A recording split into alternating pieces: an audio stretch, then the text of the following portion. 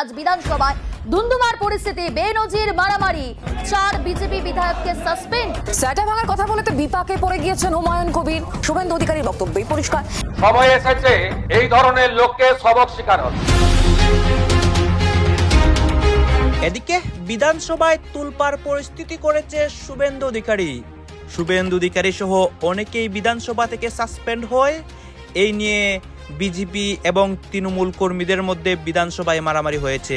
শুভেন্দুবাবু, আজকে আপনি বিধানসভার মধ্যে বললেন যে হুমায়ুন কবির এই বাড়াবাড়িগুলো করলো না, কিন্তু হুমায়ুন কবির বাড়াবাড়িগুলো করেই যাবে, জেলে কবে যাবে হুমায়ুন কবির? আর তার জবাব চায় বাংলা, মাননীয় মুখ্যমন্ত্রী।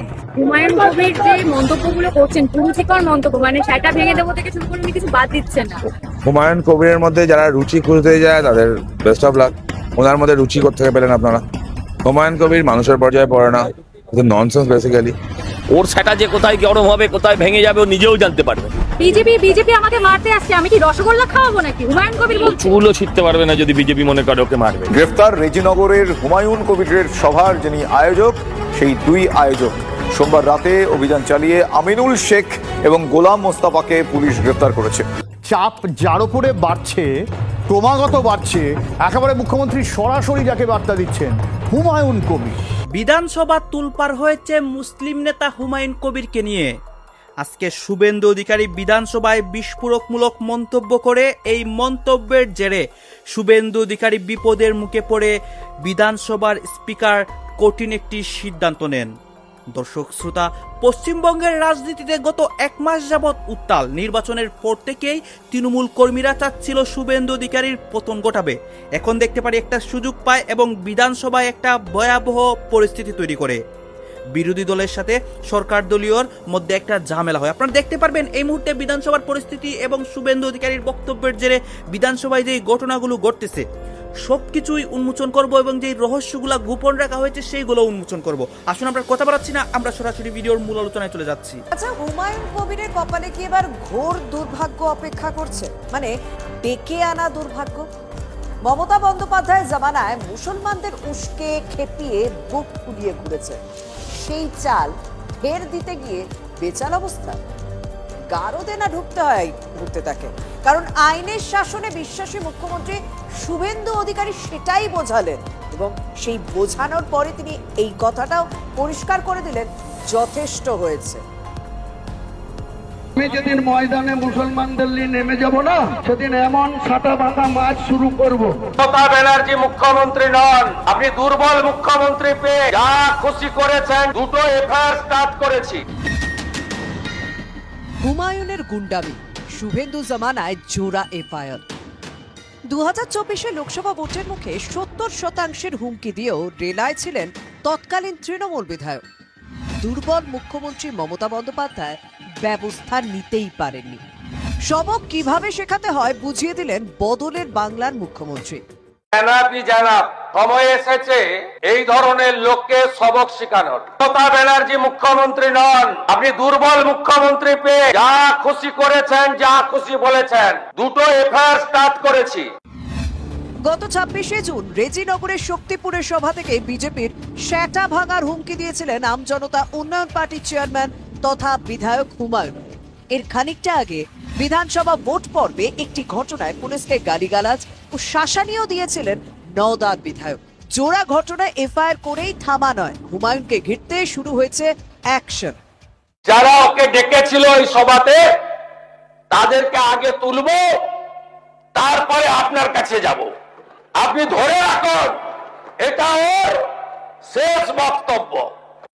তৃণমূল ক্ষমতায় থাকলেই যে 7 খুন মাফ, রেহাই পাওয়া যায় তা বুঝে গিয়েই 2 বছর আগে এমন ভয়ঙ্কর কথা বলেছিলেন হুমায়ুন কবির। কত ধানে কত চাল হয়, 2 ঘন্টার মধ্যে তোমাদেরকে যদি ভাগীরথীর গঙ্গায় না ফেলতে পারি, রাজনীতি থেকে সরে যাব। 30% লোক মুর্শিদাবাদ জেলায়, আর আমরা 70%। কত ধানে কত চাল হতে পারে স্পষ্ট করে দিয়েছেন শুভেন্দু অধিকারী। তার মন্ত্রিসভার সদস্যদেরও সাফ কথা, বদলের সরকার আইনের শাসন প্রতিষ্ঠা করতে যেটা প্রয়োজন সেটাই করবে। হুমায়ুন বাবু নিয়ে আলোচনা হয়েছে, তিনি যখন 30% একটা জনসংখ্যাকে কেটে গঙ্গায় ভাসিয়ে দেবেন বলেছে, কোন সরকারি প্রতিবাদ ঘটেনি। 26শে জুন প্ররোচনা, তার কয়েক ঘন্টার মধ্যেই হুমায়ুনের বিরুদ্ধে এফআইআর। তারপরে বিধানসভায় খোদ মুখ্যমন্ত্রীর সবক বাক্য। ওষুধ পড়েছে বুঝতে পেরে কি সুর নরম করলেন হুমায়ুন? বিজেপি পার্টির লোকাল নেতৃত্বদের প্রতি বলেছে, যারা 2026 সালের 4 মে দুপুর পর্যন্ত যারা তৃণমূলের গুন্ডা ছিল, তারা আজকে বিজেপির পতাকা ধরেছে, তারা আমাকে আক্রমণ করেছে, আমি তাদের বিরুদ্ধে বলেছি। সন্দেশখালী শেখ শাহজাহান, ক্যানিংয়ের শওকত মোল্লা, ফলতার জাহাঙ্গীর খানদের বন্ধনীতে কি নিজেকে দেখতে চাইছেন হুমায়ুন কবির? শুভেন্দু অধিকারী পরিষ্কার করে দিয়েছেন, একটি সম্প্রদায়কে খেপাতে এসব বলছেন হুমায়ুন। একদিকে জোড়া এফআইআর, তার মধ্যেই আগামী সপ্তাহে মুর্শিদাবাদে যাচ্ছেন মুখ্যমন্ত্রী। সেদিন হুমায়ুন বাইরে থাকবেন না ভেতরে? TV9 বাংলা। ওর সেটা যে কোথায় গরম হবে, কোথায় ভেঙে যাবে ও নিজেও জানতে পারবে। বিজেপি আমাকে মারতে আসছে, আমি কি রসগোল্লা খাওয়াবো নাকি? হুমায়ুন কবির বলছে। চুলও ছিটতে পারবে না যদি বিজেপি মনে করে ওকে মারবে। সাংবাদিকদের উপরেও চটে যান এবং উনি বলেন, মানে উনি যথেষ্ট। যাক, সাংবাদিকদের কেটে বাঁচিয়ে দেবে বলেনি তো। ভাই, সময় পাল্টে গেছে, আর পিসির সরকার নেই, সবারই ছিল। হ্যাঁ, বিরোধীরা চেষ্টা করেছে, ওই চেষ্টার কোনো মূল্য নাই। সংখ্যাতত্ত্ব যাদের থাকবে না, তারা যতই চেষ্টা করুক তারা তো পারবে না। আর অনেকেই বিতর্কে অংশ না নিয়ে তারা সরাসরি বয়কট করে দিয়েছে। বিতর্কে অংশগ্রহণ করতে পারতো, মানুষকে বোঝাতে পারতো, মানুষকে দেখাতে পারতো, সেসব লাইনে তারা হাঁটতে পারে। পাবলিক সেফটির ক্ষেত্রে এই বিলটা কতটা? 100%। দেখুন, এই বিলের ওপরে তো মানুষ আমাদের ভোট দিয়েছে, এই বিলের ওপরেই তো মানুষ আমাদেরকে ভোট দিয়েছে। এই বিলের সাথে কম্প্রোমাইজের কোনো জায়গা নেই। হুমায়ুন কবিরের যে মন্তব্য ঘিরে বিতর্ক চলছে, ও বলেছে তো তোলা হবে, উপরে তুলে ফেলাও হবে। দাদা উনি ভাই, সময় পাল্টে গেছে, আর পিসির সরকার নেই। দাদা উনি আজকে বাইরে সাংবাদিকদের উপরেও চটে যান এবং উনি বলেন, মানে উনি যথেষ্ট। যাক, সাংবাদিকদের কেটে বাঁচিয়ে দেবে বলেনি তো।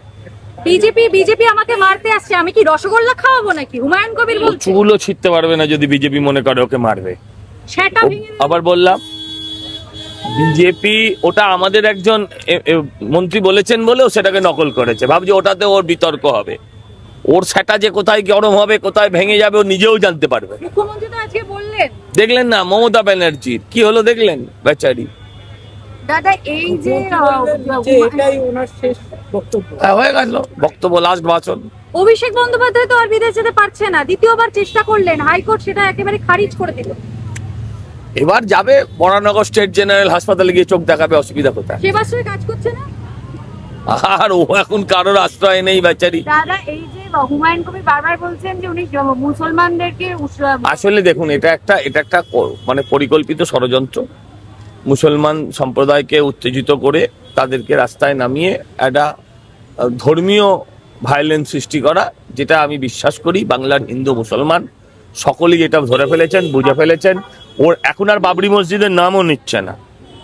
লাখ লাখ কোটি কোটি টাকার ইট, কোটি কোটি টাকা ক্যাশ, হ্যাঁ, তারপরে ইটের পাঁজা, সব কত কি দেখেছিলাম, এখন ওগুলো সব বন্ধ হয়ে গেছে। কি হবে?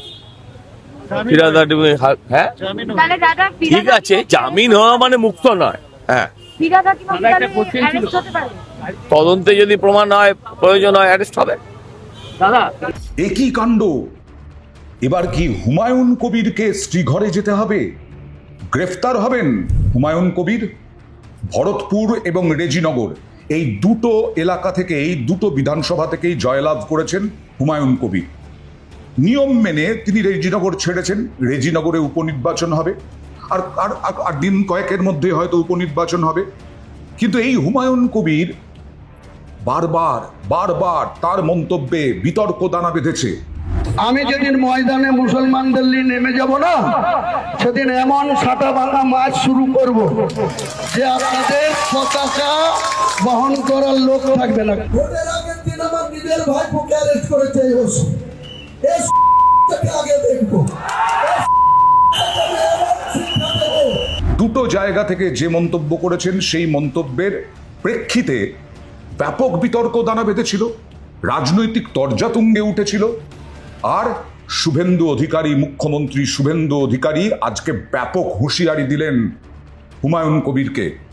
তিনি বললেন এই দুটো ঘটনার পর তার মনে হয়েছে এনাফ ইজ এনাফ, সময় এসেছে এই ধরনের লোককে সবক শেখানোর। যে এনাফ ইজ এনাফ, সময় এসেছে এই ধরনের লোককে সবক শেখানোর। আপনাকে আমি পরিষ্কার বলছি, মমতা ব্যানার্জি মুখ্যমন্ত্রী নন। আপনি দুর্বল মুখ্যমন্ত্রী পেয়ে যা খুশি করেছেন, যা খুশি বলেছেন। এবং তিনি বললেন পরিষ্কার করে হুমায়ুন কবিরের উদ্দেশ্যে যে মমতা বন্দ্যোপাধ্যায় মুখ্যমন্ত্রী ছিলেন, এখন আর মমতা বন্দ্যোপাধ্যায় মুখ্যমন্ত্রী নন, তিনি দুর্বল মুখ্যমন্ত্রী নন।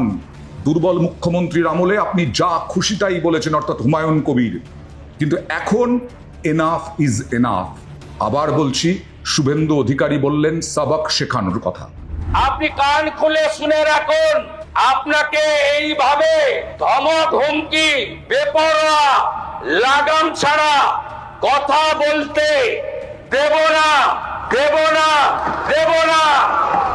এরপরেই হুমায়ুন কবির কি বলছেন? হুমায়ুন কবির বলছেন, আমি যা বলেছিলাম তা তো সুকান্ত মজুমদারকে বলিনি, আমি যা বলেছিলাম তা তো শুভেন্দু অধিকারীকে বলিনি, আমি যা বলেছিলাম শ্রমিক ভট্টাচার্যকে বলিনি। কাকে বলেছিলেন? নতুন যারা বিজেপি হয়েছে ৪ঠা মের দুপুর 12টার পরে তাদেরকে উদ্দেশ্য করে বলেছিলেন। বিজেপি পার্টির লোকাল নেতৃত্বদের প্রতি বলেছে। আমি রাজ্যের শ্রমিক ভট্টাচার্যের বিরুদ্ধেও বলিনি, আমি শুভেন্দু বাবুর বিরুদ্ধেও বলিনি, আমি সুকান্ত বাবুদের বিরুদ্ধেও বলিনি। আমি সেখানকার লোকাল নবাগত বিজেপি যারা 2026 সালের ৪ঠা মে দুপুর পর্যন্ত যারা তৃণমূলের গুন্ডা ছিল, তারা আজকে বিজেপির পতাকা ধরেছে, তারা আমাকে আক্রমণ করেছে, আমি তাদের বিরুদ্ধে বলেছি, আগামী দিনেও বলবো। জেলের মধ্যে ঢুকালেও জেলের ভেতর থেকেও বলবো। কোনো আশঙ্কা করছি না এবং আমি এই সরকারকে কোনো চ্যালেঞ্জও করছি না। কিন্তু হুমায়ুন কবির সাহেব, আপনি যেটা বলেছিলেন যে ভোটে হেরে বিজেপি আস্ফালন করে বেরোচ্ছে, আমি শুভেন্দু অধিকারীকে বলেছি যে আপনি ভোটে জিতেছেন, আপনার দল জিতেছে, খুব ভালো কথা, কিন্তু মুর্শিদাবাদে আস্ফালনটা একটু কম করবেন। আমি যেদিন ময়দানে মুসলিমদের নিয়ে নেমে যাব না, সেদিন এমন স্যাঁটা ভাঙা মার শুরু করব যে আপনাদের পতাকা বইবার লোক থাকবে না। সকল মুসলিমদের নিয়ে মাঠে নামার ঘোষণা দেওয়ার পর ফের উত্তাল হয়ে উঠেছে পশ্চিমবঙ্গের রাজনীতি। নওদার বিধায়ক হুমায়ুন কবিরের এই মন্তব্যকে কেন্দ্র করে বিশ্বজুড়ে তীব্র তোলপাড় সৃষ্টি হয়েছে। জবাবে বিধানসভায় দাঁড়িয়ে কড়া হুঁশিয়ারি দিয়েছেন মুখ্যমন্ত্রী শুভেন্দু অধিকারী। এই ঘটনায় হুমায়ুনের বিরুদ্ধে 3টি মামলাও দায়ের করা হয়েছে। বিস্তারিত জানাচ্ছেন মেহেদী হাসান। যেদিন হাজার হাজার মুসলমান নিয়ে রাস্তায় নামব, সেদিন এমন মার দেব যে বিজেপির পতাকা ধরার লোক থাকবে না। নওদার বিধায়ক হুমায়ুন কবিরের এই বক্তব্য প্রকাশ আসার পরে পশ্চিমবঙ্গের রাজনীতিতে তীব্র বিতর্ক শুরু হয়েছে। বক্তব্যটি দ্রুতই রাজনৈতিক অঙ্গনে ছড়িয়ে পড়ে এবং বিভিন্ন মহলে আলোচনা সমালোচনার জন্ম দেয়। আর এরই জবাবে মুখ্যমন্ত্রী শুভেন্দু অধিকারী বিধানসভায় দাঁড়িয়ে কড়া হুঁশিয়ারি দিয়ে বলেন, কান খুলে শুনে রাখুন, এটাই আপনার শেষ বক্তব্য। আপনি ধরে রাখুন, এটা ওর শেষ বক্তব্য, ধরে রাখতে পারেন। এই বিতর্কের সূত্রপাত গত শুক্রবার মুর্শিদাবাদের রেজিনগরের কাশীপুরে আয়োজিত এক জনসভা থেকে। সেখানে হুমায়ুন কবির অভিযোগ করেন, নির্বাচনে পরাজয়ের পরও কয়েকজন বিজেপি নেতা এলাকায় প্রভাব বিস্তারের চেষ্টা করছেন। সেই অভিযোগের প্রসঙ্গটি নিয়ে তিনি মুসলিম সম্প্রদায়কে একজোট হওয়ার আহ্বান জানান। একই সঙ্গে তিনি বলেন, প্রয়োজন হলে লাখ লাখ মানুষকে রাস্তায় নামাবেন এবং সেই আন্দোলনের নেতৃত্বও নিজেই দিবেন। এমনকি এ ঘটনায় মামলা হলেও তিনি ভয় পান না বলেও মন্তব্য করেন। পরে শক্তিপুরের একটি জনসভায় এক পুলিশ কর্মকর্তাকে লক্ষ্য করেও কড়া হুঁশিয়ারি দেন তিনি। এই বক্তব্যকে কেন্দ্র করে সোমবার পশ্চিমবঙ্গ বিধানসভায় বিষয়টি উত্থাপন করেন বিজেপি বিধায়ক উৎপল ব্রহ্মচারী। বিষয়টির গুরুত্ব বিবেচনায় পরে মুখ্যমন্ত্রী শুভেন্দু অধিকারী এ বিষয়ে বক্তব্য দেন। তিনি বিধানসভায় হুমায়ুন কবিরের বিতর্কিত বক্তব্য পড়ে শোনান এবং জানান, এই ঘটনায় ইতোমধ্যে একাধিক মামলা দায়ের করা হয়েছে। পাশাপাশি অভিযোগ করেন, রেজিনগর ও ভরতপুর এলাকায় রাজনৈতিক অবস্থান শক্ত করা এবং ৭২% মুসলিম ভোট নিচের দিকে টানার লক্ষ্যেই হুমায়ুন কবির এ ধরনের বক্তব্য দিচ্ছেন। এরপর শুভেন্দু অধিকারী বলেন, ভারতের আইনই শেষ কথা বলবে, কোনো ব্যক্তির হুমকি নয়। এই ধরনের লাগামহীন বক্তব্য দেওয়ার আগে 25 বার ভাবতে হবে বলেও হুঁশিয়ারি দেন তিনি। একই সঙ্গে জানান, যারা এই কর্মসূচির আয়োজন করেছেন তাদের বিরুদ্ধেও আইনগত ব্যবস্থা নেওয়া হবে। তো দেখলেন এখানে কি কথা হচ্ছে, এখানে আমরা দেখতে পাচ্ছি বিধানসভার বিষয়ে কথা হয় এবং পশ্চিমবঙ্গের রাজনীতির অসংখ্য ঘটনা নিয়ে কথা হয়। অনেকে আলোচনা করে, আবার অনেকে সমালোচনা করে। গাইস, বিধানসভার এই পরিস্থিতি নিয়ে এবং এই হুমায়ুন কবিরের বিষয়ে আপনার মন্তব্য কি? আপনার গুরুত্বপূর্ণ মন্তব্যটা অবশ্যই আপনারা আমাদের কমেন্ট বক্সে লিখে যাবেন। এবং সর্বশেষে আপনাদের কাছে আমাদের একটা রিকোয়েস্ট থাকতে হবে, আপনারা আমাদের চ্যানেলে যদি নতুন দর্শক হয়ে থাকেন তাহলে আমাদের চ্যানেলটি আপনারা সাবস্ক্রাইব করবেন এবং সাবস্ক্রাইব বাটনের পাশে একটা বেল আইকন আছে, সেই বেল আইকনটি বাজাবেন যাতে করে নেক্সট ভিডিওটা সবার আগে আপনাদের কাছে পৌঁছে যায়। ধন্যবাদ।